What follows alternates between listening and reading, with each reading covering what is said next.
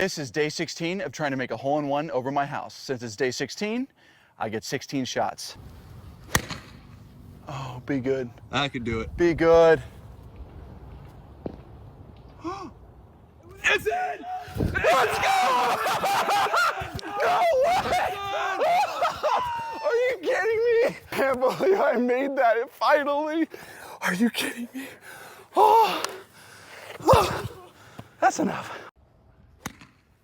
This may have been one of the most captivating series of golf Instagram ever. Watching Bryson Dechambeau try and make a hole-in-one from what was measured out at 97 yards over his very glass-looking house. Now, the majority of us golfers were probably thinking we would find glass a couple of times, but watching the quality of Bryson's shots, the consistency of the launch angle, the consistency of his ball striking, the dispersion, which was super tight, and so many near misses along the way, I'm going to be showing you in this video how you can improve your pitching, your ball striking, and your consistency, and take a few lessons from the big man himself.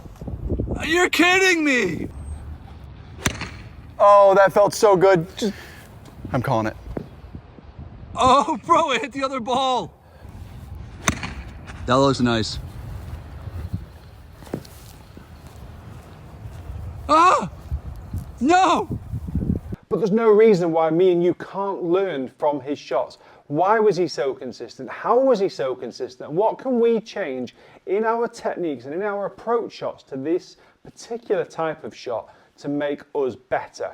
Now, if you can hit the green from 100 yards every single time, you're going to be a better golfer. That is a guarantee.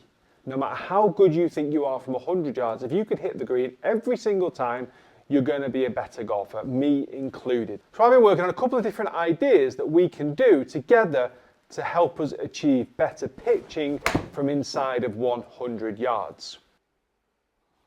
We're going to talk all about body movement, body rotation within the golf swing.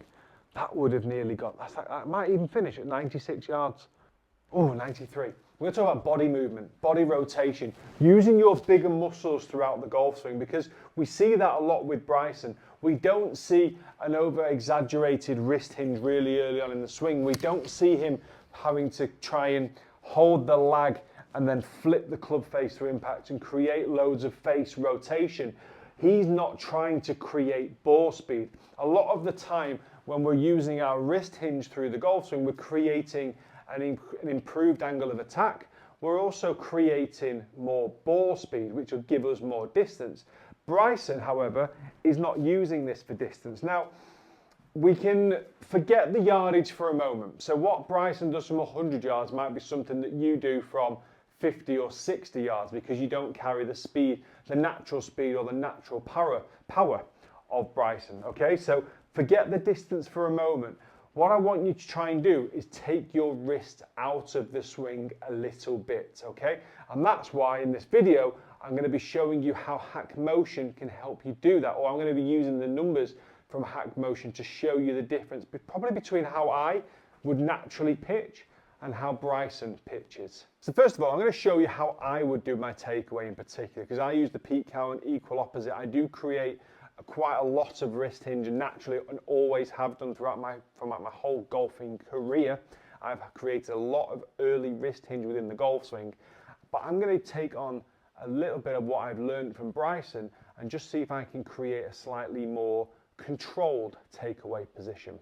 So first of all, one of the differences between myself and the big man himself is the wrist position at setup. My grip would be totally different to Bryson's. I have quite a strong left-hand grip where I get my left hand more over the top, which, as you can see there, creates more of an angle, and it puts me into, it's usually around plus 25 in extension.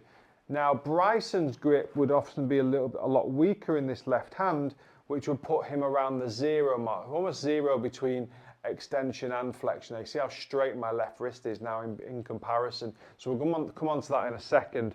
But I would create from a 25 setup position there with extension, I would create quite a lot of wrist hinge. So notice how my club head is quite a long way higher than my wrist at this point. My hands are only thigh height and my club head is already quite a long way higher. So I create a lot of really early wrist set. Now, the negative for pitching is I have to release that. And sometimes I've really struggled with distance control because I've got so much to release. I could release it at different rates. I'm not going to be consistent enough to release this consistently at the same speed. So if I release it faster, I'll create more ball speed and the ball will go further. If I create it slower and I hit the ball softer, it will obviously go less distance. So I've always struggled with distance control. Whereas when you look at the positioning of Bryson, he keeps the club head below his hands when his hands are at waist height. So he gets a much less, almost zero wrist set, and specifically in relation to how I actually set my wrists. So my wrist angles, as I take my setup, I'm going to do this as a 100-yard shot.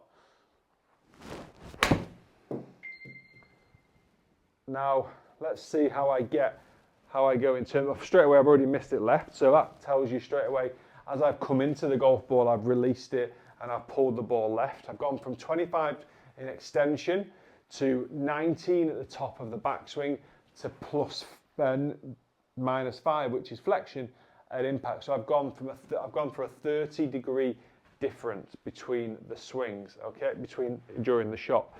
Now, if I actually go into what I would class as Bryson's version, I would hold the left hand a little bit weaker. And in doing so, what that kind of does, it stops the hands from hinging. I can't really hinge it any more than this. Now, if I get my grip, I can hinge it way more. So even his grip position is actually preventing him from hinging the club even more. So he's setting the club any more than he already does.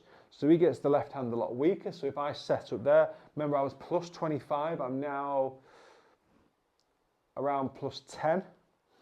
And I don't think that's going to change a whole lot. Wasn't a great strike because it's quite new to me. So Bryson is much closer to 0, where he's kind of right in between extension and flexion, where this lead wrist is almost dead straight. So at setup there, we've got this at plus 2 in extension, so it's almost straight. Okay, now I've got to really try and feel that I'm using my body a lot more. The wrists are almost completely inactive during that swing. The ball has come out straighter, not quite got there in terms of distance, but I've gone from a +1 to a -15. So I've only got a 15 difference within how it starts, 16 difference between how it started and how it's come back to impact. But what you'll have seen is my takeaway position was so much wider with where the golf club is, as opposed to having so much wrist set. So my advice to you guys watching this at home is trying to figure out how we can not be as wristy. We don't want the hands to be as active during the swing, because that can really change the quality of ball striking, it can change the angle of attack, and it can also change the rate of release. So it can also have a huge impact on the ball speed, which makes it really difficult for you to actually create the correct distance control. So what Bryson does really well is he's got his body, obviously aside from the fact that he's one of the best players on the planet, he just uses his body, he creates big body turn and just keeps the hands almost really quiet, and he gets into a consistent movement pattern through his body movement. That's a better shot, wasn't it? Through his body movement, as opposed to allowing the hands to be so active during the swing. So there we can see much less wrist angles, much less movement, much less wrist set to hopefully give you more control. So what I want you to do when you go onto the driving range, I want you to try and practice from like 20 yards to start with, where you just set up, narrow stance, keep your normal grip, but when you do your takeaway, I want you to try and keep the club head below your hands. So I want you to keep the club head below your hands and just use your chest and your torso and your hips, and just practice from 20 yards. Now, one of the key things from here is actually still making sure that we've got an angle of attack that's steep enough to hit down on the ball. So you'll see my takeaway, I'm not going around my body to keep it below my hands.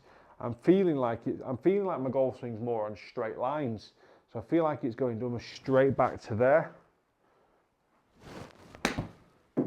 And There's much more body action. So I'm trying to really encourage my bigger muscles to move. And we start at a short yardage and we start to move up from there. And you start to feel that that was a 45-yard shot. And that 45-yard shot just felt so simple. Almost too simple. So simple it was cheating. I just literally felt like I just did that. Just using the body. Your body is not going to change its speed as often as what your hands can do. So again, the way I'm using HACKMOTION here is I'm just really looking at my numbers. I'm just trying, I'm only really looking at extension and flexion. So this number here. And I'm just basically trying to feel that there's not too, I'm trying to see that there's not too much of a change of numbers. I'm not trying to create a big gap. Whereas for me, it would be 25 and then back to -1. That's a 26 change. Whereas the way I'm doing it for my Bryson version, let's say, is half as much of that. So there's half as much going on in the wrist angles, less likely to hit those bad shots. That's the theory in the madness, okay? So let's keep the club head below the hands. So we're keeping the width. Still got plenty of angle on of attacks. I'm hitting down on the ball, but I'm going to be able to find a bit more consistency, not only in shot direction, just like that, but also in distance control. Give that a try. Less wrist hinge, less wrist set in your golf swing from inside of 100 yards or inside of 50 yards, whatever your distance parameters are for pitching, and see how you can channel your inner Bryson. Guys, thank you so much for watching. Hit that subscribe button and I'll see you next time.